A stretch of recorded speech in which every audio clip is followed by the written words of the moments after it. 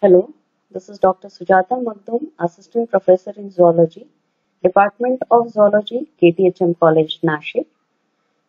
Today, we are going to discuss a small part from immune system, that is secondary lymphoid organs belonging to subject immunology for MSc 2 semester 3. Students, you are familiar with the fact that primary lymphoid organs include thymus, bone marrow, and bursa fabriceus. Thymus is concerned with generation of T cells, whereas bursa fabriceus and bone marrow is concerned with generation of B cells. That means primary lymphoid organs, they are concerned only and only with synthesis or formation of the immunocompetent cell. Whereas the activation part of this immunocompetent cell, it occurs somewhere else into the body in different organs which are called as secondary lymphoid organ. So today we are going to focus our attention only on secondary lymphoid organs. These organs, as I said, are useful in educating or you can say activating the immunocompetent cell generated into primary lymphoid organs. Hence, we can say that most of these antibodies which are generated in our body, it is only because of presence of these secondary lymphoid organs wherein the immunocompetent cells, they get triggered by the entry of antigens, right? It means that whatever antigens are entering into the body, they come across the immunocompetent cells located into secondary lymphoid organs, wherein these secondary lymphoid organs containing T cells and B cells get activated, and B cells in turn synthesize large amount of antibodies which are once again released into the circulatory system, and it reaches to various parts of the body. So what are the different organs which are seen present into secondary lymphoid organs? They mainly include lymph node, tonsils, appendix, spleen, and some of the diffused, scattered or aggregated tissue located into the duct, that is commonly defined as MALT. So now we are going to see these secondary lymphoid organs in detail.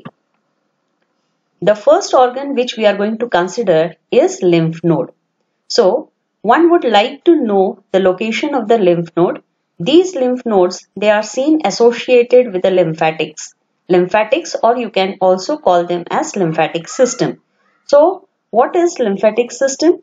Lymphatic system is a type of circulatory system wherein the lymph is seen circulated instead of blood, which forms a part of circulatory system, as you are familiar with the fact. So this lymphatic system, which comprises of lymph vessels and lymph, is associated with some swollen regions at distinct points, and these swollen bean-like structures, they are called as lymph node. So the major difference between the blood vessels and that of the lymphatic vessels are, blood vessels, they don't show presence of any prominent swollen part in between them, whereas the lymph nodes, they are seen at regular intervals into the lymphatic vessels, right? Moreover, you are familiar with the fact that in case of blood vessels, if I say arteries, they are much more thicker, whereas veins, they are thin walled. In the same way, if I talk about the lymphatic vessels, they are much thinner as compared to the veins as well. And one more important distinct feature which lymphatics or lymphatic vessels they show is presence of valves into it. As a result of this, these valves enable the unidirectional flow of lymph within the vessels. Therefore, the point to remember here is lymph vessels or lymphatics, it comprises of thin walled tube-like structures in which the lymph is seen moving or lymph is seen circulating throughout the body. One may once again wonder, like, from where or what is the origin of this lymph? For this, we'll have to consider the tissue. You all know that cells, they aggregate together and give rise to form of a tissue. And in between these tissues, there is some space which is seen filled with extracellular fluid. So this extracellular fluid is called as interstitial fluid, which is actually seeped blood from the capillaries. You know that circulatory system, it reaches to each and every organ which is composed of different types of tissue. When it is innervating different types of tissue, these capillaries, which are porous in nature, they seep, or there is seepage of blood, and the seepage of blood leads to accumulation of fluid into the interstitial region or extracellular region into the tissue. So this extracellular region which is filled with fluid is called as interstitial fluid. So this interstitial fluid is nothing but the lymph, but actually there are two different terms to define these. When it is seen associated with the tissue, we call it as extracellular or interstitial fluid. But when it enters into the vessels, that is the lymphatic vessels, we call it as a lymph, right? So now we are now going to see the functioning of this lymphatic vessels. Now, as here into the diagram you can see there is tissue space, and imagine that this tissue space is filled with large amount of interstitial fluid. Now these are the blind tubes or small capillary like structures of the lymphatic vessels, which will collect the tissue fluid and it will give it, or it will transport it to the larger vessels. So these larger vessels, they are called as the lymphatic vessels. These lymphatic vessels later on, they pour their content into a bean-shaped structure which is a part of lymphatic vessel, and that bean-shaped structure is called as a lymph node, right? The histological details and all we are going to see in a meanwhile. And later onto the lower side you can see presence of only one single vessel which is called as an again lymphatic vessel, but it is called as an efferent lymphatic vessel. So on the top you can see there are many afferent lymphatic vessels which helps in collecting the different volume of lymph and then pouring it into the lymph node, and there is only one single efferent lymphatic vessel which carries lymph from the lymph node, right?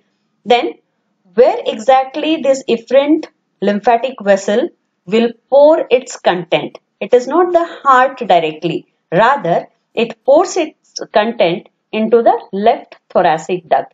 Now this is shown into the diagram towards your left. You can see the blue color, it indicates the vein, whereas red color, it indicates the arteries, right? Whereas the aqua green color you can say is the lymphatic system. The major difference you can see is in case of lymphatic vessels, there is a blind end, whereas there is a capillary network of both arteries and veins. So this blind end of lymphatic capillaries, it takes up the lymph or the interstitial fluid. I should not call lymph immediately.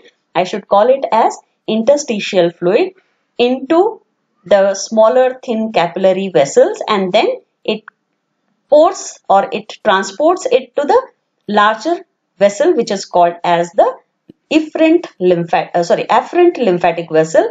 From afferent it enters into the lymph node. From lymph node later it is seen moving into the efferent lymphatic vessel, and throughout the body such network is present which enables in collection of large amount or large volume of lymph into the left thoracic duct, from where the lymph will be seen moving into the heart region. So in the heart there is again mixing of this lymph with the blood, and so once again the lymph will be seen circulated throughout the body. It means that there is no direct involvement of heart in circulation of lymph, but within the capillaries you may wonder that how is the movement of this lymph? It is only because of the contraction and relaxation of the muscles present within the body which enables the lymph to move within the lymphatic vessel. Moreover, as I told you that these vessels, they show presence of valves. So this valves, it allows the unidirectional flow. That means it will not allow the lymph which is seen present into the lymphatic vessels to move back. Hence, there is a regular movement or unique movement of this lymph which enters into the lymph node. I hope it is clear. Now we'll move on to the different histological study of lymph node. Now, towards the right side, I have shown the diagrammatic representation of the region which are seen present into the nodes or lymph node. Basically, we can say three different regions can be identified which are mentioned as cortex, paracortex and medulla. Cortex is the outermost region, paracortex is the middle region and the medulla is the innermost region. And onto the top of the cortex there is an encapsule or it is encapsulated you can say, or it is covered with a fibrous coat which forms the capsule, right? And these are all afferent lymphatic vessel, whereas onto the lower side through the lower region there can be seen presence of only one single efferent vessel which will carry all the immunocompetent cells which are getting generated within the lymph node. Now what is the mechanism and all that we shall be understanding in a while, but in this slide what we need to understand is the composition of three different layers or three different regions of the lymph node. We can see that the cortex region which forms the outermost part of the lymph node, it comprises mainly of primary follicles. Now these are all primary follicles and these are the secondary follicles. The follicles which shows less number of cells, they are called as the secondary follicles. The follicles which show large aggregation of the cells, they are called as primary follicles. So what is the major difference between primary and secondary follicle? The primary follicle, it is an aggregation of large number of cells like B cells, macrophages, follicular cells and dendritic cells. Whereas the secondary follicles, they are formed from the primary follicle. And how they are formed? It is formed only when this afferent lymphatic vessel, if it carries an antigen along with it, when it is coming from the interstitial part, then that antigen, it will create a stimulation into the cells. Now which cells are present into this primary? These are the B cells. Obviously B cells, they get activated with the antigen which has made its entry through the afferent vessel. As a result of which, now this B cell will get stimulated and it will get converted into two different types of cells. Either it can get converted to plasma cell or it can get converted into the memory cell. So if it gets converted to plasma cell, it is responsible for synthesis of antibody. Whereas the memory cell, through the paracortex and medulla region, it will exit the lymph node and it will come into the circulation and it will get settled somewhere else, that is maybe into the bone marrow or some other region into the body as such. And later on, whenever there is the similar kind of antigen making its entry within the body, that time the memory cell will get converted into plasma cell immediately and show the response, right? So here the thing to remember or the thing to understand is B cells are getting activated. So I have not spoken anything about the T cells here, right? As a result, we can say that the cortex region is thymus independent region or thymus independent area, because here the T cells are not getting activated. Only it is the B cells which are getting activated. Even though the activation is of B cells, you should never say B dependent area. You should always call it as thymus independent area or thymus independent you can say location, right? In the same way, moving on to the second part of this lymph node is the paracortex region. Now this paracortex region, it contains large number of dendritic cell which shows many finger-like projections, right? So this finger-like projection cells, they are called as the dendritic cell. The unique feature of this dendritic cell is they contain certain receptors which are called as MHC2 molecules. Okay, and these MHC2 molecules, they enable the antigens to attract themselves, and as a result they will later participate in activating the T cells, right?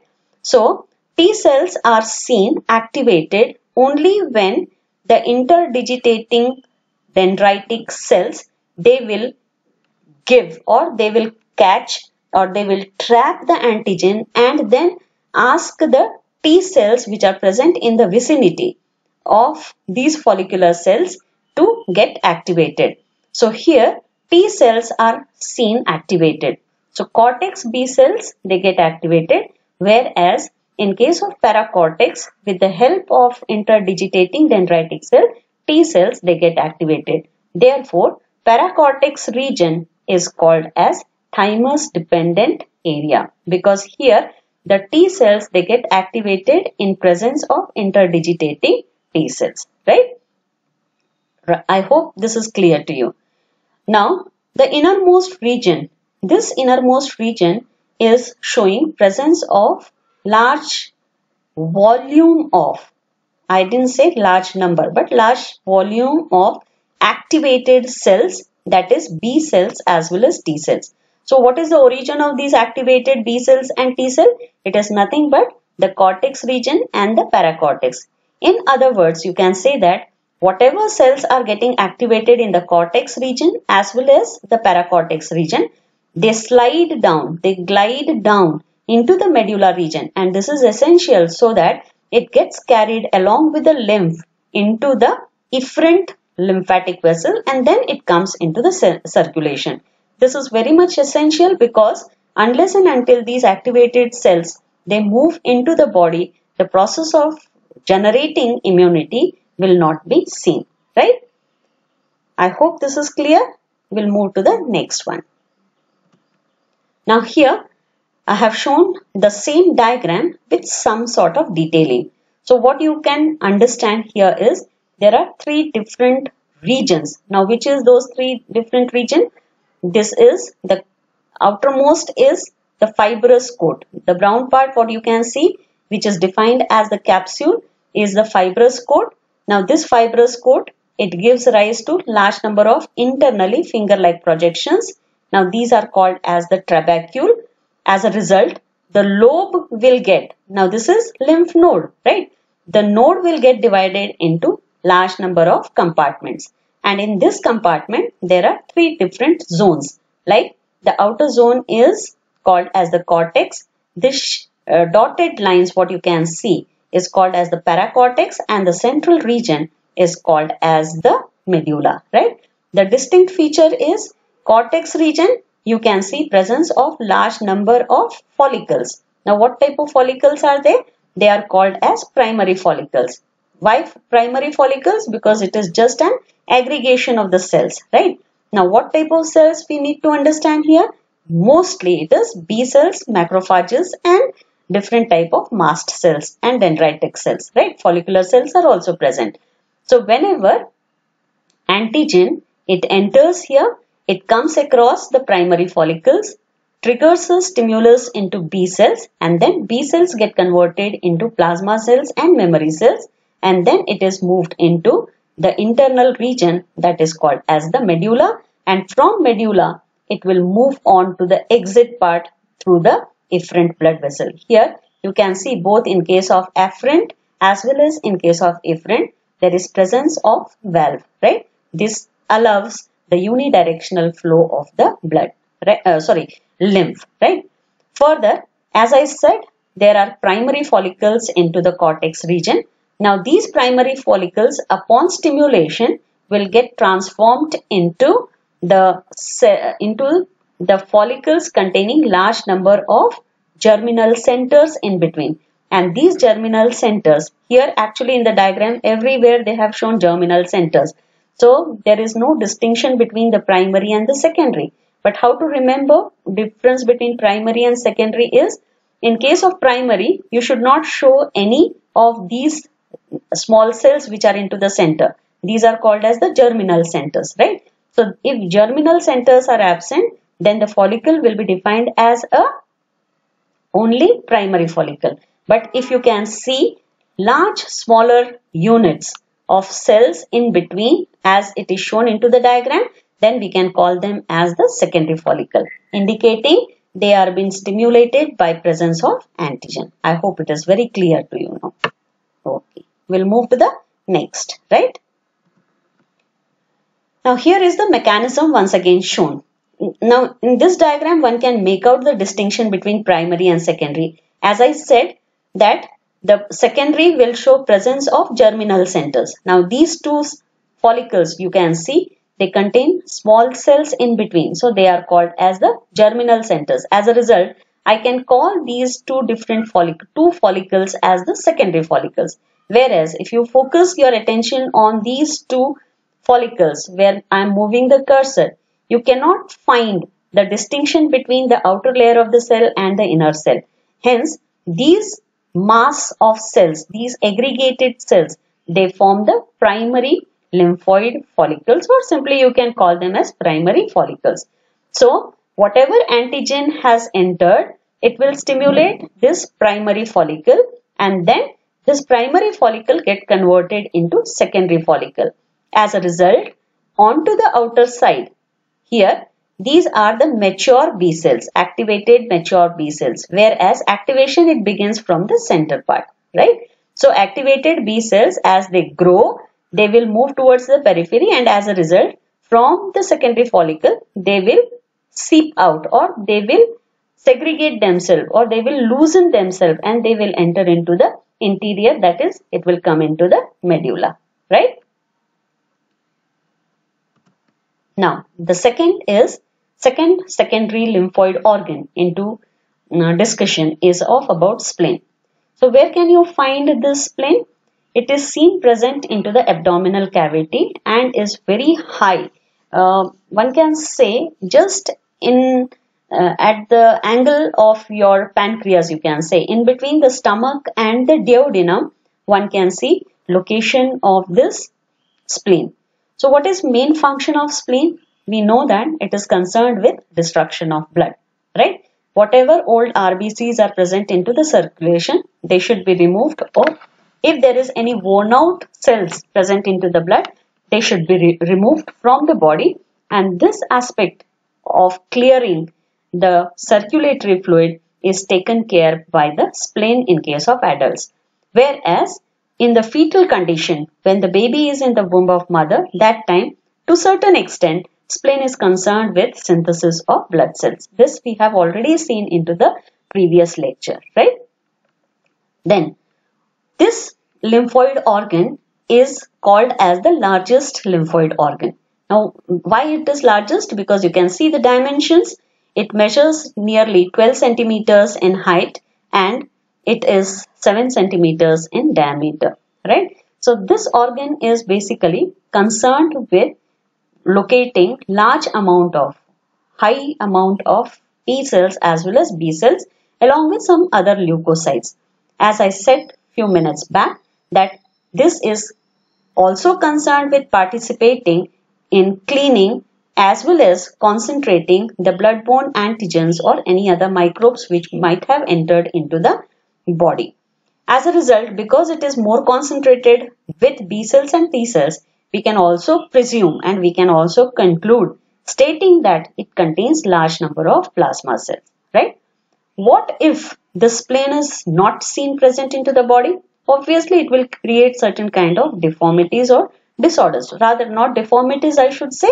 It will lead to certain kind of diseases. So, splenectomy in case of children has led to 3 different types of infections, which are defined as infection due to Streptococcus pneumoniae, then Neisseria meningitidis, and Haemophilus influenzae. These are commonly seen whenever the children they have undergone splenectomy due to some other kind of deformation, right?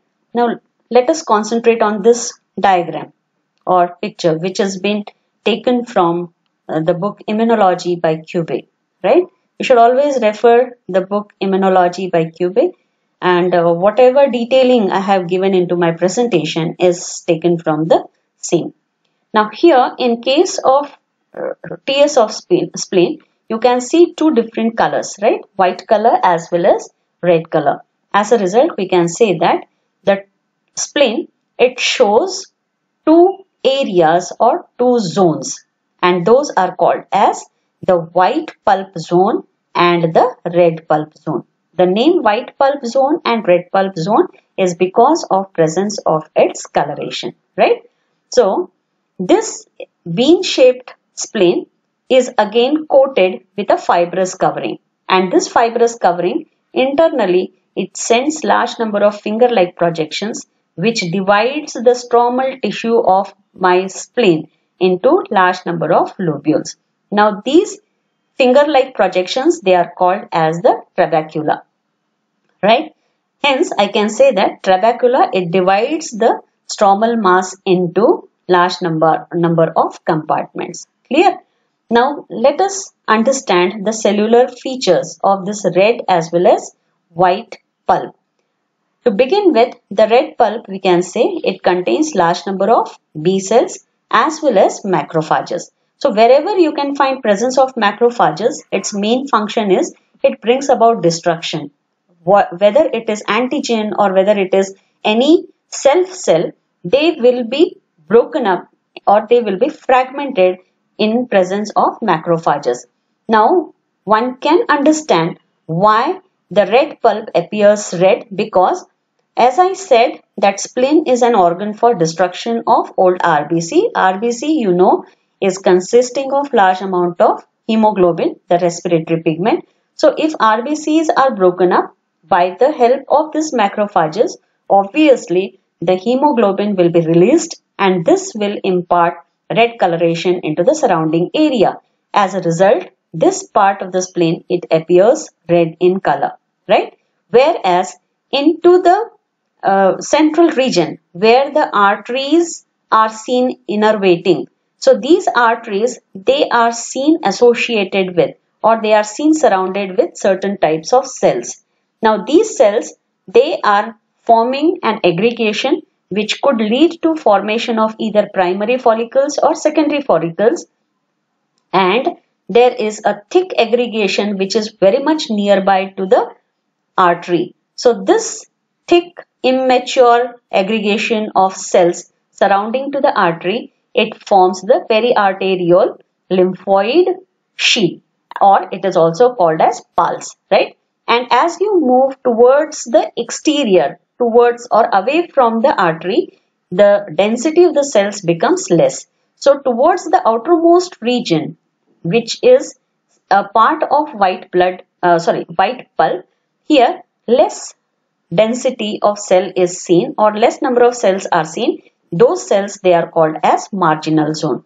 Hence, this entire structure which comprises of primary, secondary follicle, then pulse as well as marginal zone, it forms a part of white pulp. Clear?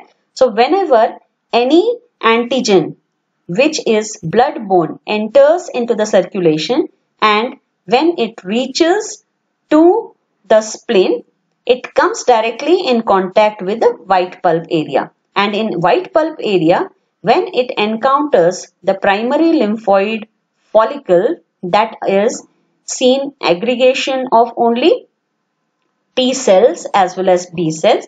Here it will activate the B cells and B cells will get converted into plasma cells, or you can say memory cells. Plasma cells, they are concerned with synthesis of antibodies which will fight against the specific type of antigen, whereas the memory cell, they will be picked up once again into the circulation and they will be circulated. Clear? In the same way, this I spoke with reference to B cell. What about T cells? T cells, the T helper cells will be generated with the help of all these different types of cells of you can say the pulse as well as marginal zone, and after activation the T helper cell will bring about the phagocytic action. So maybe the cellular immunity, or you can say humoral immunity, will come into action, right? So this is the gross summary. We have seen the structure. It is oval in shape, or you can say bean shaped, and is seen located in the upper left quadrant of the abdomen. It has two compartments, red and white pulp, and is site for antigen presentation. As a result, you can see that primary follicles get converted into the secondary follicles. As a result, plasma cells, then memory cells, as well as T helper cells are formed, and then some of them, they leave the spleen and come into the circulation. And what is the major type of cells in general which are located into the spleen? It is the lymphocytes, macrophages, dendritic cells, and large number of RBCs, right? Okay. Now the next important organ is the tonsils. You all know that tonsils, they are located into the neck region, right? There are three different types of tonsils. Depending on their location, they can be classified as the adenoid. Now this adenoid is seen to either side of your ula. Now what is ula? Ula is, if you open your mouth, you'll be able to see a fleshy U-shaped structure hanging or floating in between. So that is called as ula, and towards the either side, or on either side of this ula, one can see location of the tonsils, right? Then surrounding to the oropharynx also, there is a pair of tonsils which is called as palatine tonsil. And at the base of your tongue, now tongue we have fixed at the neck region and free at the tip. So at the base where the tongue is fixed, that region, it shows presence of tonsils or aggregation. Actually, it is an aggregated lymph node. So those are called as the lingual tonsils. So obviously we can classify these lymph nodes which are restricted only into the neck region into three forms, that is adenoid, then palatine, and the third one is lingual. So as they are paired structure and they are seen in the ring, this is more prominently or commonly called as the Voldier's ring, right? Now what does Voldier's ring do? It helps in imparting protection to any antigen which may enter through our food, or whenever we are opening our mouth, or whenever we are inhaling.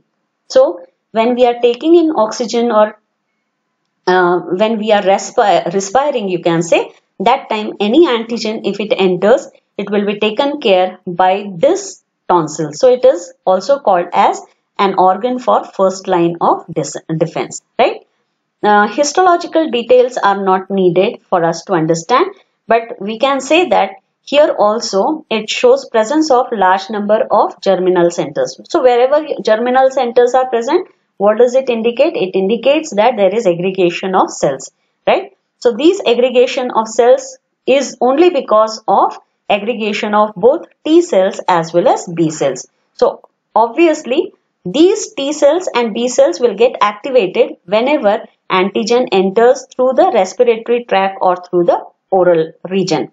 And here, instead of macrophages, there is another type of cell which you need to remember, and that is called as the mast cell, right? So this mast cell, it will take up the antigen, or it will get stimulated with the antigen, and that antigen stimulated mast cell, it will trigger a response to T cell as well as B cell, so that the T cell, stimulated T cell, will get transformed into T helper cells or T killer cell, and B cell will get once again converted into plasma cell or the mast cell. Plasma cell or the memory cell. The very important aspect is, in the previous slide, you should always remember that doctors, they don't allow us, or they don't ask us to get tonsils operated, and the only reason is because they are the first line of defense mechanism, and that is why even if we are suffering from severe tonsillitis, none of the doctors, they will advise you to get operated, right? Now the next organ which we are going to consider is the appendix. Now this appendix is seen associated with the large intestine. So histologically we can say it shows presence of the same structures as that of the large intestine, indicating that it shows presence of serosa, then muscularis, mucosa, then submucosa and mucosa, right? But here the histological part we are not going to deal with. Now this appendix part into the diagram you can see is a thin tube-like structure and is concerned with containing again the germinal centers, and there are certain cells which are seen in the spared or spread form. So either the tissue form is seen in aggregated condition or it is seen into the diffused form, right? So this appendix, it also plays an important role in imparting immunity and is a part of secondary lymphoid organ. Now coming to the very interesting aspect is of mucosa associated lymphoid tissue, which is abbreviated as MALT, M-A-L-T, M from mucosa, A from associated, L from lymphoid and T from tissue, right? So this MALT, where can we find? It is from the name we can say it is associated with the mucosa. And where is mucosa? Mucosa is seen everywhere into the duct system, that is in the digestive tract, respiratory tract, reproductive tract, excretory tract and so on. Hence, the total surface area, if I would like to mention here, is nearly of a, you can say, basketball court area, that is 400 square meters, right? Then this mucosa, that is MALT, where exactly is seen? It is seen associated with two prominent layers, that is the lamina propria as well as the submucosa. I hope you know these. This is, we can say that there are four different layers as I mentioned. The first one is serosa. Second, serosa is the outermost, right? Now here into the diagram, the serosa is not shown. Then comes the muscularis mucosa, then submucosa, and this entire is mucosa. So mucosa, it comprises of lamina propria, which is made up of areolar connective tissue and is bordered with epithelial cell. Now this epithelial cell, it forms finger-like projections, which we call it as villi commonly, right? In this villi, there are two different types of cells, you know. That is, it contains cuboidal cells which are ciliated, right? Whereas at the base of the villi, there are some cells which are modified. Now these modified cells, they are called as the M cells, and this area of M cell is called as inductive site. Now what is the function of this inductive site?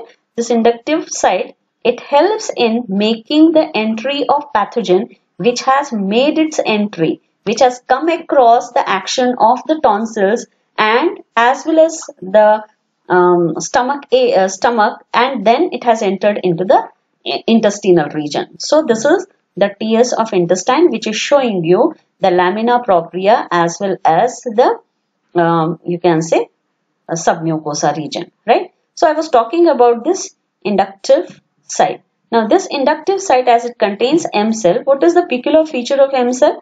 This M cell is unique because it does not show presence of any hair-like structure. It does not show cilia on its free end. Rather, it is almost flat, right? And at the same time, towards the basement membrane. Now, onto the lower side here, there should be basement membrane. Here, so here you can see presence of a pocket-like structure. Now, this pocket-like structure is marked by presence of different types of T cells, B cells as well as macrophages, which is very clear into the next picture. That is here. Yeah, I was talking about the M cell, right? So M cell, it doesn't show any finger-like projection. You can see the difference between these two, right? These are the cells which shows finger-like projections, whereas finger-like projections are totally absent into the M cell. Now this is your M cell with a pocket within itself. So this pocket, it contains B cells, then it contains T cells. Now this is T cells, and this one, yellow one, is your macrophage. So any antigen which has entered into the lumen of the digestive tract, it will be taken up by the mast cell and it will be given to the pocket area where it encounters the B cell as well as T cell. As a result, whichever is having the receptor sites for antigen, those cells they get stimulated. So if I say the B cells are getting stimulated, obviously what will be the next action of this B cell?